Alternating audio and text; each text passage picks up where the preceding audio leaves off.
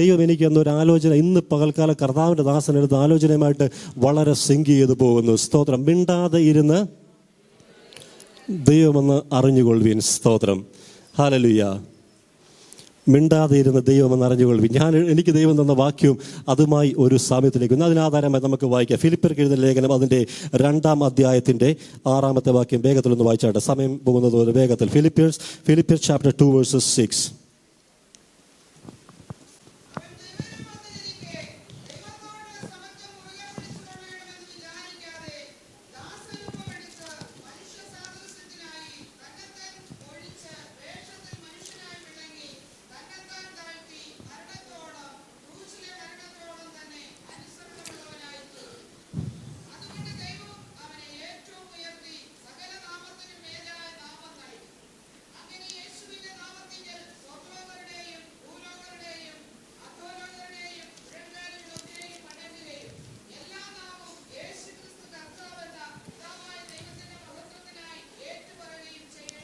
മതി. സ്തോത്രം.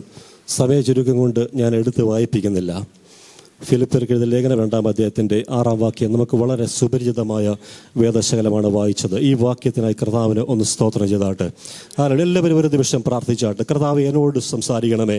നമ്മൾ ഒരുപാട് വചനം കേൾക്കുന്നവരാണ്, പ്രത്യേകിച്ച് പെന്തക്കോസ്തുകാർ. നമ്മൾ വചനം കേൾക്കുന്നവരാണ്. യൂട്യൂബിൽ, സോഷ്യൽ മീഡിയയിൽ വചനത്തിന് ഒരു ദാരിദ്ര്യവുമില്ല. ഹല്ലേലൂയ. സ്തോത്രം. ഇന്ന് പകൽക്കാലം വചനം എന്നെ ഒന്ന് സ്പർശിക്കണം എത്ര പേർ ആഗ്രഹിക്കും. ആ കണ്ണുകൾ അടച്ച് ഒരു നിമിഷം കർത്താവിന് സ്തോത്രം ചെയ്താട്ടെ. Hallelujah. God please talk to me. Hallelujah. ദൈവത്തോട് പറഞ്ഞാട്ട്, കർത്താവേ എന്നോട് ഇടപെടണമേ. ശമൂവേൽ പറഞ്ഞ പോലെ അടിയൻ കേൾക്കുന്നുവെന്ന് ആ മനോഭാവത്തോടെ. Thank you Jesus. പാരിൽ പാർക്കുമൽ പായുസിൽ ഭാരങ്ങളധികം വേണ്ടിനി. പാരിൽ പാർക്കുമൽ പായുസിൽ ഭാരങ്ങളധികം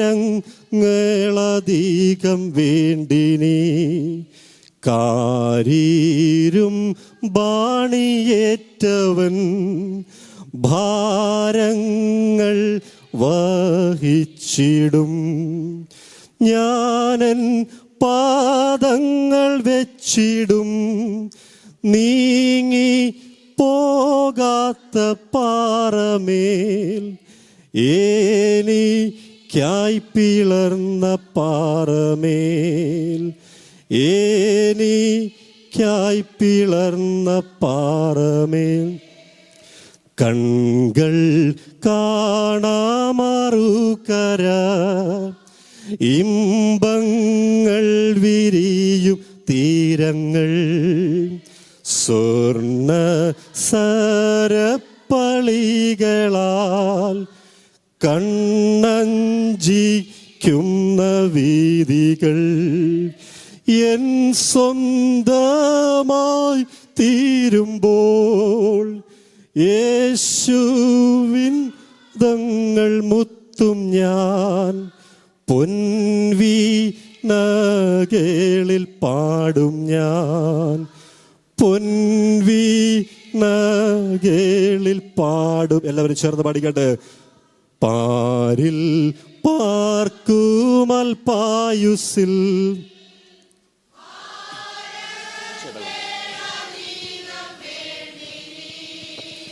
കാരീരും ബാണിയേറ്റവൻ ഭാരങ്ങൾ വഹിച്ചിടും.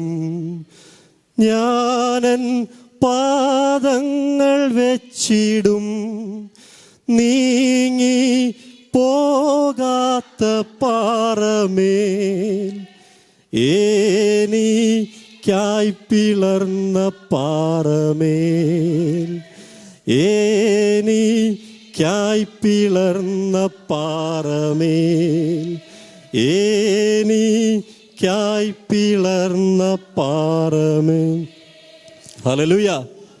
അവൻ ദൈവരൂപത്തിലിരിക്കെ, ഹല്ലേലൂയ, ദൈവത്തോടുള്ള സമത്വം മുറുകെ പിടിക്കാതെ ദാസരൂപമെടുത്തു. ഹല്ലേലൂയ. സ്തോത്രം. Who being in the form of God did not consider it robbery to be equal with God, but made himself of no reputation. Hallelujah. taking the form of a bond servant, ദാസരൂപം എടുത്തു. Hallelujah. And being in the likeness of men, and also found in appearance as a man. He humbled himself. അവൻ താഴ്ത്തി. Hallelujah. Humbled himself even to the point of death, മരണത്തോളം, even to the point of death through the cross, ക്രൂശിലെ മരണത്തോളം. So that, hallelujah, God has also raised him. അവനെ ദൈവം ഉയർത്തി, ഏറ്റവും ഉയർത്തി. സ്തോത്രം. ഭൂമിയിലുള്ള സകല നാമത്തിനും മേലായ ഒരു നാമം കൊടുത്തു. ഇതൊക്കെയും കൊടുക്കാൻ ഒരു കാരണം എന്തുകൊണ്ട്? സ്തോത്രം.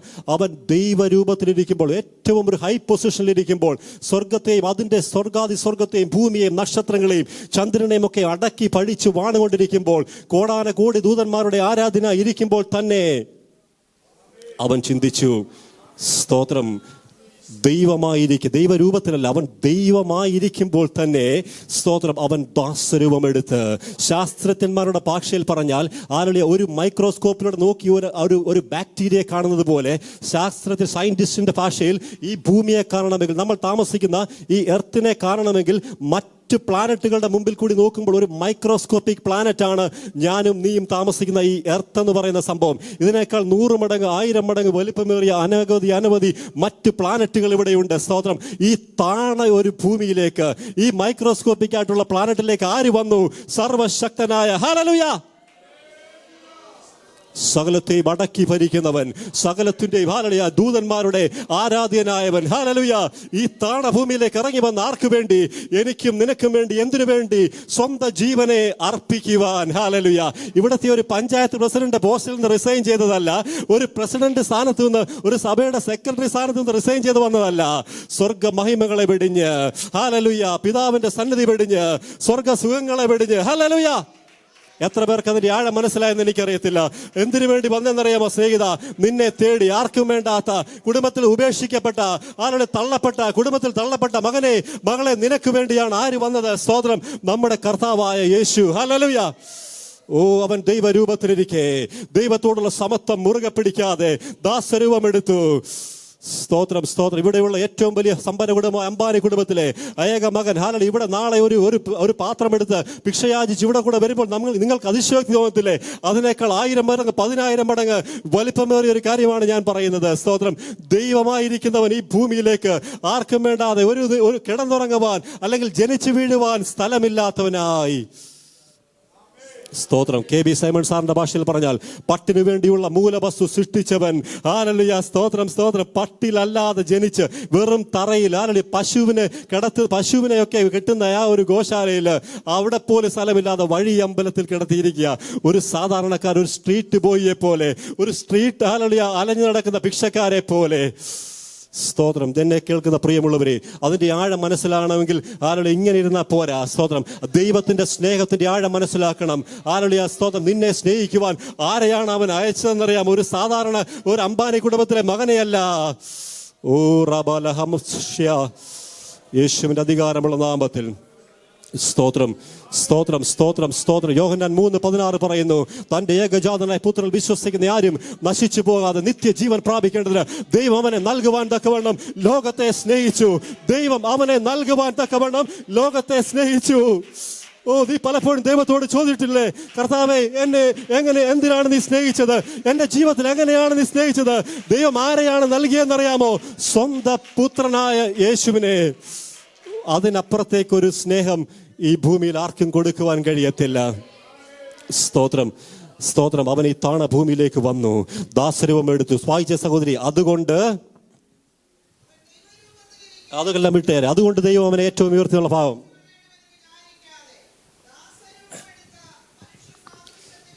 സ്തോത്രം.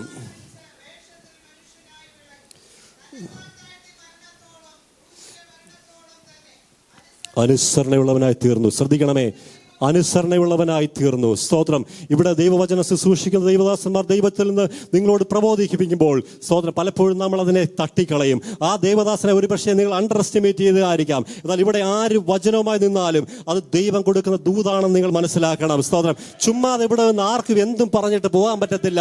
ഇവിടെ ഇരിക്കുന്ന ഏതൊരു കുഞ്ഞു വൈതൽ ഇവിടെ കയറിയെന്നൊരു വചനം പറഞ്ഞാലും അത് അവന്റെ വായിൽ ദൈവം കൊടുക്കുന്നതാണ്. അപ്പോൾ നിങ്ങൾ അനുസരിക്കുക എന്നുള്ളത് നിങ്ങളുടെ കടമയാണ്. ഇവിടെ യേശു അനുസരിച്ചത് കൊണ്ട് ദൈവം അവനെ ഏറ്റവും ഉയർത്തി. ചെറിയുയർച്ചയല്ല, ഭൂമിയിലെ സകല നാമത്തിലും മേലായി അവന്റെ നാമം വെച്ചു. എന്ന് വെച്ചാൽ യേശുവിന്റെ നാമത്തിൽ കൂടി അല്ലാതെ ഒരു അനുഗ്രഹങ്ങളും ഇനി മാനവകുലത്തിന് വരരുത്. സ്തോത്രം. ഹല്ലേലൂയ. യേശുവിന്റെ നാമത്തിൽ കൂടി അല്ലാതെ ഇവിടെ ഇരിക്കുന്ന അപാലവൃദ്ധം ജനങ്ങൾക്ക്, ലോകത്തിലെ സകല ജനങ്ങൾക്കും, ഇന്ന് ഭൂമിയിൽ ഉണ്ടായി മരിച്ച് മൺമറയപ്പെട്ട ആർക്കും ആ നാമത്തിലൂടെ അല്ലാതെ ഒരു വിടുതൽ ലഭിക്കരുതെന്ന് പിതാവ് നിശ്ചയിച്ചു. എന്തുകൊണ്ട്? അവൻ താഴ്ത്തി, അനുസരണയുള്ളവനായി തന്നെ താൻ താഴ്ത്തിയത് കൊണ്ട്. സ്തോത്രം. ഞാൻ പറഞ്ഞ ദൂത് ദൈവദാസ ദൂതുമായി കണക്ട് ചെയ്ത് വരുന്നു.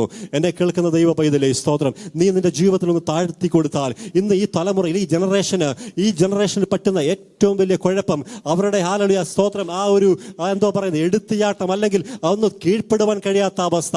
ദൈവസഭയ്ക്ക് ഏറ്റവും വലിയ പ്രയാസം ദൈവദാസന്മാർക്കോ അല്ലെങ്കിൽ അവരുടെ സീനിയറായിട്ടുള്ള ആൾക്കാർക്കോ കീഴ്പ്പെടുവാൻ കഴിയാത്ത ഒരവസ്ഥ. സ്തോത്രം. അനുഗ്രഹത്തിന്റെ നമ്പർ 1 തടസ്സം, ഹല്ലേലൂയ, അനുഗ്രഹത്തിന്റെ നമ്പർ 1 സ്റ്റംബ്ലിംഗ് ബ്ലോക്ക് ആയിട്ട് നിൽക്കുന്നത് ദൈവത്തിന്റെ ദൈവവചനം കേൾക്കുന്നത് കൊണ്ടല്ല, അനുസരിക്കുന്നത് കൊണ്ട്. ഹല്ലേലൂയ. സ്തോത്രം.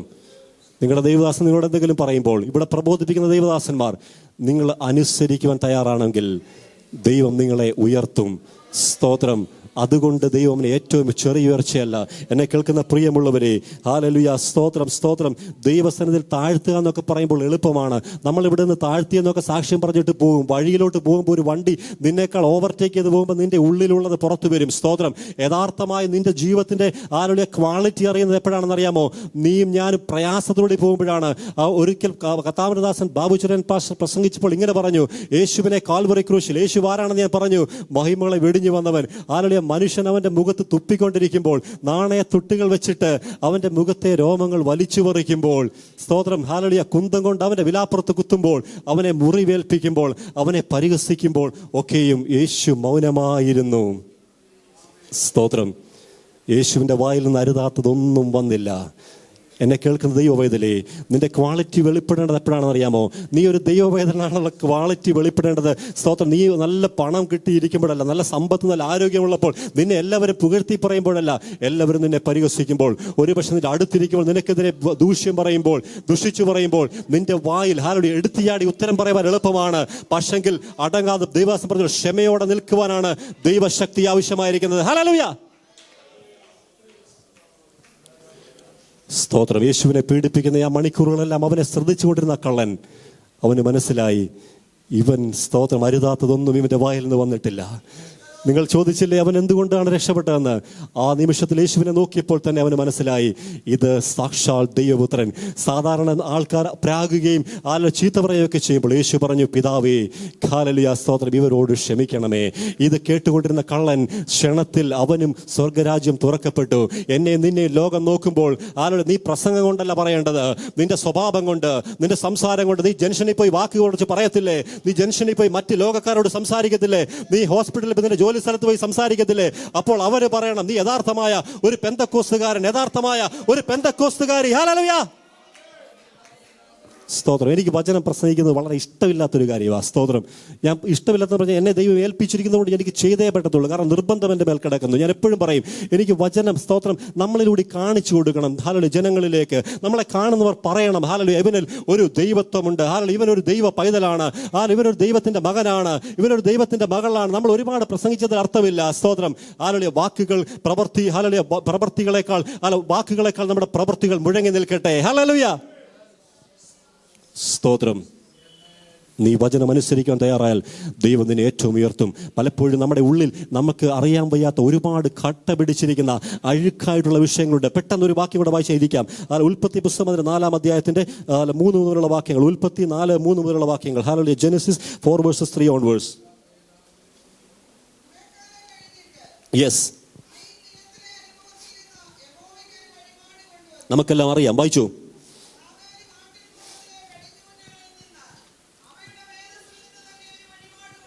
യെസ്.